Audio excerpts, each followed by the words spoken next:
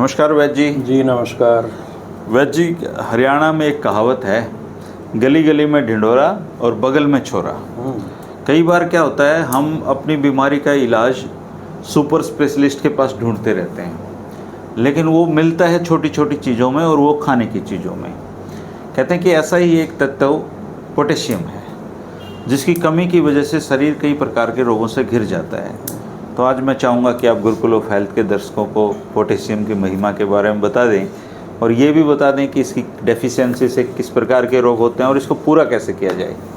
देखिए, पोटेशियम का आयुर्वेद में तो कोई जिक्र है नहीं। हाँ जी। और ना ये कोई वैद्य पढ़ के इधर उधर से बताए तो बताए, है ना, उसका विषय नहीं है।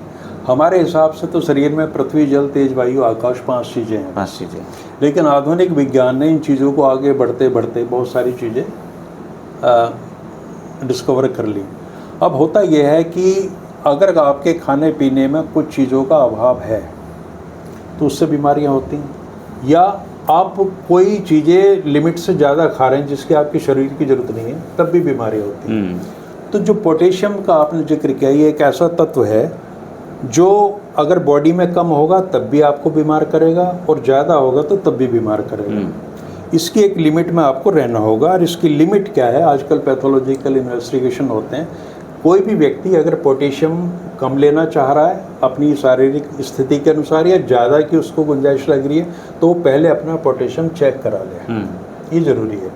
अगर वो 3.5 और 5.5 की लिमिट क्रॉस कर रहा है, यानी 3.5 से नीचे है तो इलाज की ज़रूरत है, और 5.5 से ऊपर है तो इलाज की ज़रूरत है। 3.5 से नीचे है तो कोई गंभीर स्थिति बनने वाली नहीं है कोई बहुत ज़्यादा। लेकिन अगर 5.5 से ऊपर, यानी अगर 7 है, तो पोटेशियम की अधिकता से सडन कार्डियक अरेस्ट भी हो सकता है। दिल का दौरा पड़ जाएगा और मृत्यु तक हो सकती है। इतना गंभीर मामला है। इसलिए पोटेशियम की जांच करा लेनी चाहिए और अपनी लिमिट्स को, नॉर्मल रेंज को जान लें।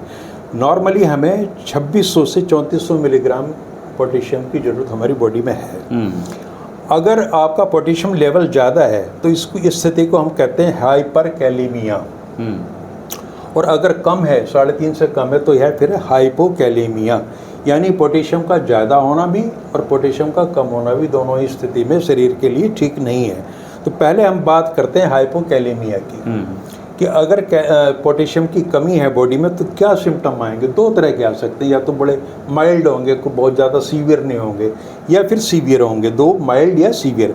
माइल्ड में क्या हो सकता है कि व्यक्ति को थकान रहेगी जिसका कारण उसकी समझ में नहीं आएगा कि मुझे क्यों थकान है। वो सारी चीज़ें खा पी रहा है, सब कुछ ठीक ठाक है, औरतों में ज़्यादा रहती हैं। हाँ, लेकिन उसको अनएक्सप्लेन्ड फटीग है, थकावट रहती है। और दूसरी बहुत बड़ी बात जो आम तौर पे लोग नहीं जानते, और इस चीज़ को ध्यान रखा जाना चाहिए कि इसकी वजह से कब्ज होता है। कॉन्स्टिपेशन का एक बड़ा कारण है। और मसल वीकनेस, मांसपेशियों की कमजोरी आ जाती है, उनमें प्यास ज़्यादा लगती है। ये माइल्ड सिम्टम है। अगर इस तरह के सिम्टम्स किसी मरीज में आ रहे हैं, किसी व्यक्ति में आ रहे हैं, तो उसको अपना पोटेशियम लेवल चेक कर लेना चाहिए, करवा लेना चाहिए। सीवियर स्थिति में क्या होगा कि क्रैम्प्स आएंगे, जैसे हरियाणवी में बोलते हैं ना, बाइट आते हैं। बाइट कि कोई भी मसल इतनी ज़्यादा ऐंठ जाती है रात को सोते वक्त या दिन में भी, तो ये इसका मतलब लक्षण है कि कहीं ना कहीं पोटेशियम का लेवल इंक्रीज हो सकता है।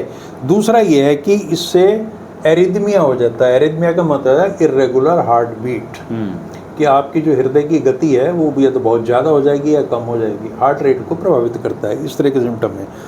और इसकी वजह हम जानना चाहें कि ऐसा क्यों होता है, तो लो इनटेक, कि आप पोटेशियम कम मात्रा में ले रहे हैं, तो हम उन चीज़ों का भोजन में शामिल कर लेंगे जिससे वो ठीक हो जाएगा। हाई एलिमिनेशन, या आप ले तो रहे हैं पर्याप्त मात्रा में लेकिन किडनी उसको ज़्यादा निकाल रही है ना। किडनी का ही काम ये है कि जो एक्स्ट्रा चीज़ें उनको बाहर निकाल देती है। तो अगर वो किडनी बाहर निकाल रही है, तब एक स्टारवेशन का मतलब है कि आप भूखमरी के स्थिति में हो गए। जैसे आपने लॉन्ग फास्ट रख ली 15 दिन 14 दिन, अन्ना हजारे टाइप, है ना, तो उसमें भी आपका जो पोटेशियम बॉडी से बाहर निकल जाएगा, उसकी पूर्ति नहीं हो पाएगी। अगर आप ब्लड प्रेशर की दवाइयाँ ले रहे हैं, तब भी ये संभावना है कि आपका पोटेशियम लेवल कम हो सकता है। और सीवियर डायरिया किसी को हो गया, वाटरी डायरिया, उस स्थिति में भी कम हो जाएगा पोटेशियम। और अगर आप लगातार लैक्सेटिव्स ले रहे हैं, जैसे सब गोल की भूसी वगैरह या पेट सफ़ा, इस तरह के चूर्ण, तो उस स्थिति में भी आपका पोटेशियम का लेवल कम हो सकता है। तो कुल मिला के ये तमाम चीज़ें हैं जिनकी वजह से कैल्शियम पोटेशियम कम होगा, और इसका इलाज यही है, चूँकि उसकी कमी से हो रहे हैं तो पोटेश ऐसी डाइट लें जो पोटेशियम रिच डाइट हो। अब दूसरी स्थिति आती है हाइपरकैलेमिया की, ज़्यादा हो गया तो उसमें मैंने बताया कि सडन हार्ट अटैक हो सकते हैं, और इसका वीकनेस ऑफ किडनी, इसका भी एक कारण है कि वो उसको ज़्यादा निकाल रहा है। उसके अलावा जो लोग दवा के नारियल का जूस पी रहे हैं, आजकल चीज़ें चल रही हैं, घिया का जूस लिए जा रहे हैं, एलोवेरा का जूस लिए जा रहे हैं, अगर आपने अपना पोटेशियम लेवल ये देख लिया कि वो बढ़ा हुआ है तो ये चीज़ें आपको घातक हैं, बंद करनी चाहिए।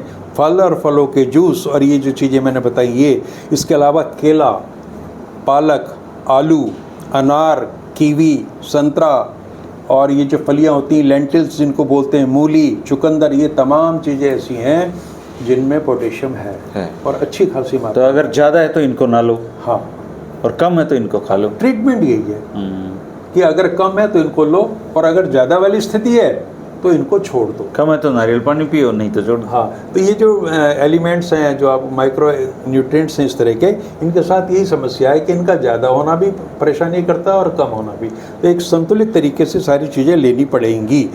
और इसके अलावा जो लो सोडियम डाइट होती है, लो सोडियम साल्ट, इसमें क्या सोडियम कम होता है और पोटेशियम इसमें ज़्यादा होता है।